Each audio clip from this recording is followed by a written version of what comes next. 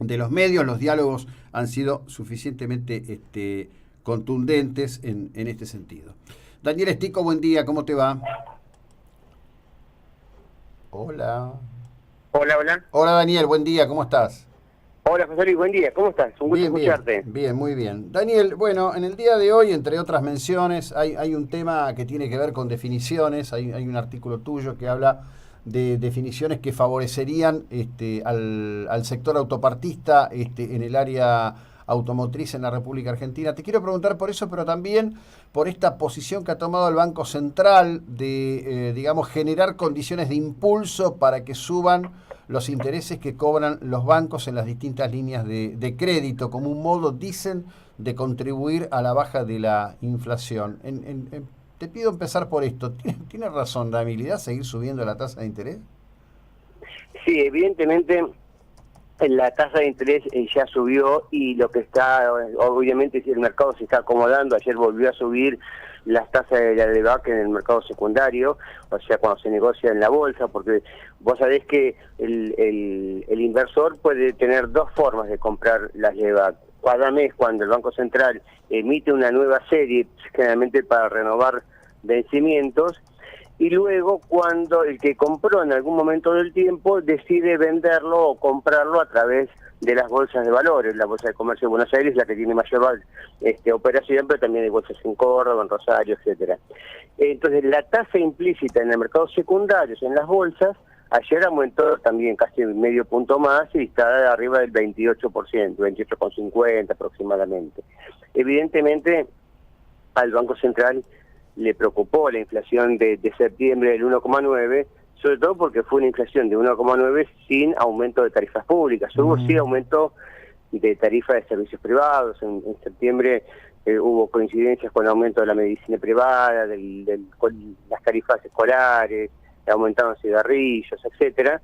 Y entonces, bueno, dice el Banco Central, si sin aumento de servicios públicos, de luz, de gas, y de agua, aumentó la inflación a 1,9, evidentemente algo estamos haciendo mal, y entonces empezó a subir la tasa de interés. Lo que no dijo el Banco Central fue que en parte la aceleración de la inflación del 1,4, 1,5 mensual a 1,9 en septiembre fue porque hacía meses que había abandonado la dureza monetaria.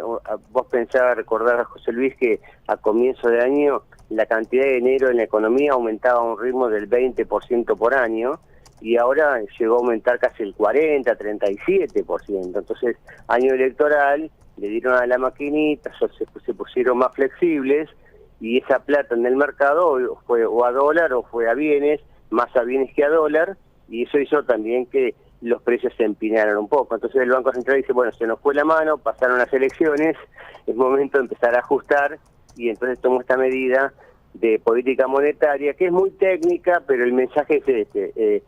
Viene una etapa en la que los agregados monetarios tienen que alinearse a la expectativa de inflación proyectada del 10% anual hasta fin de año que viene, ¿no?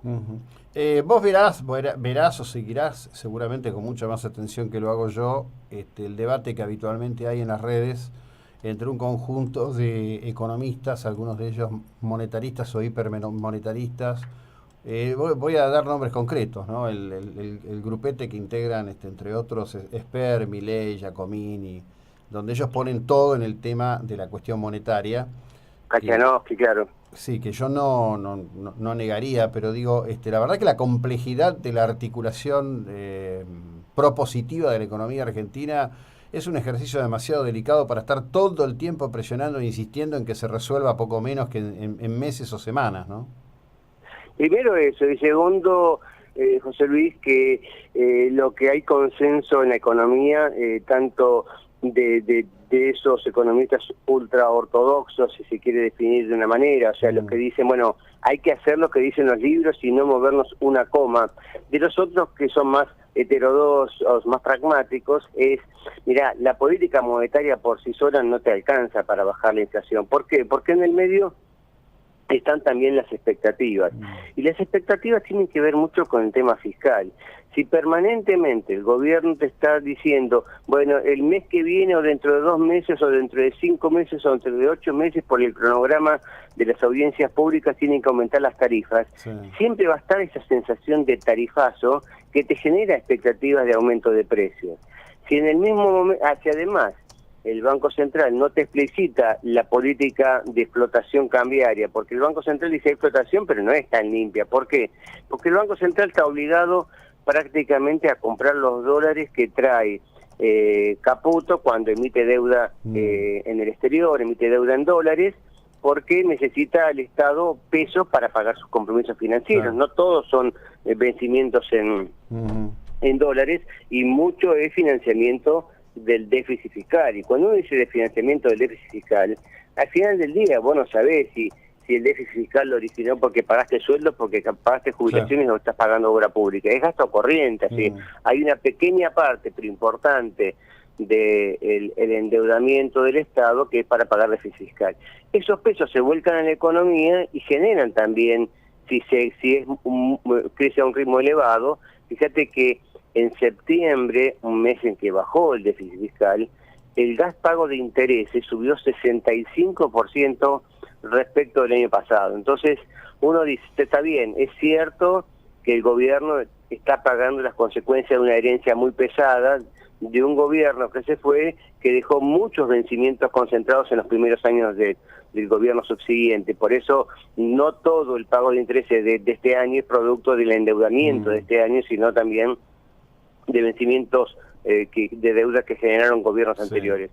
Pero lo cierto es que el gasto financiero total, el gasto total primario y financiero está creciendo a tasas altas. Entonces uno dice, bueno, si la política monetaria es importante, pero la política fiscal, la política cambiaria, las políticas expectativas, todavía en economía hay muchos precios regulados. Eso hay que eliminarlo, porque si no vos decís, uy, un mes me toca el aumento del gas, o otro mes me toca el aumento del colegio, otro mes me toca el aumento de los cigarrillos, otro mes me toca, como se está discutiendo ahora, en cualquier momento viene el aumento, ya aumentó combustibles y consecuentemente, ¿cuándo va a ser el aumento de transporte? Entonces, esa expectativa de aumentos de otros servicios privados, regulados, de otras tarifas, eso excede a la política monetaria, ¿no? No, sin ninguna duda. Ahí yo en el tema tarifario, la verdad que sigo creyendo que el gobierno, que en algunos sentidos tiene muy buena capacidad comunicacional, marra. La verdad que hace falta una explicación sistemática y consistente de la magnitud de lo que ocurrió. Es decir, Julio De Vido está preso, entre otras cosas, por el negociado de los combustibles. Argentina no perdió... yo una vez esto lo conversé con Alieto Guadagni, que él escribía artículos hablando de que estaba errada la política energética. No, la política energética no estaba errada. Liquidaron la política energética argentina y el autoabastecimiento para generar este fenomenal negociado, ¿no? Y ahora tenés, por un lado se robaron, no sé, están hablando de 8.000, 9.000 millones de dólares. A mí me da la sensación que un buen raconto daría una cifra un poco más alta. Y por otro lado tenés que hacer la recomposición en un mundo que cuando empezó este esquema aplicado por Kirchner, debido, instrumentado por Dromi, ¿no? Me parece que hay que decirlo esto con todas las letras, curioso parecerá para algunos. El JP Morgan hablaba para esta época, para 2017, no solo de la extinción de las reservas petroleras, sino de un barril de 118, 119 dólares. Y la verdad que de todo eso no se cumplió absolutamente nada, y hoy el barril de petróleo anda penando alrededor de los 50 dólares. Totalmente de acuerdo. No, por eso, pero yo creo, cuando uno, cada tanto aparece la discusión, shock o gradualismo, y a veces hay muchos economistas, entre los que yo me incluyo, yo creo que si se hubiera sido más enérgico en materia de aumentos tarifarios de una vez, y con las redes de contención correspondientes, ¿no? Con una economía que tiene 30% de pobreza, 50% si sumamos lo que están al borde de la pobreza, etcétera, un sinceramiento tarifario no es soportable. Bueno, entonces a ese segmento de la población le da la tarifa asociada para que el aumento no sea lo que debe ser. Pero al resto, gradualmente, tenés que ir diciendo, bueno, tenés que pagar lo que corresponde. Y en todo caso, gradualmente, por tramos de ingreso, etcétera. pero si hicieran esos aumentos de una vez, ya despejás el horizonte del tarifazo, y despejar el horizonte del tarifazo es fundamental para desacelerar la inflación. Hay acá en la Argentina una persona que siempre causa mala palabra, ¿no? Que es Domingo Cavallo, pero Domingo Cavallo fue el único tipo que logró que en 2 años la inflación pasara de 3 dígitos al año, de más del 100% anual, veníamos de la hiperinflación, a menos del 5%. Y eso es porque se actuó fuerte con energía y después ya desapareció la expectativa. Uy, ¿cuándo me viene el aumento del transporte? Uy, ¿cuándo me toca el aumento del gas? Uy, ¿cuándo me viene el aumento del colegio? Entonces, si vos no cortas esa inercia, va a ser muy... O sea, lo que está mostrando la inflación en estos meses es que fue fácil bajarla del 45 inicial, venías del 25, la llevaste al 45, la bajaste al 23. Bueno, ahora parece que hay una resistencia monumental.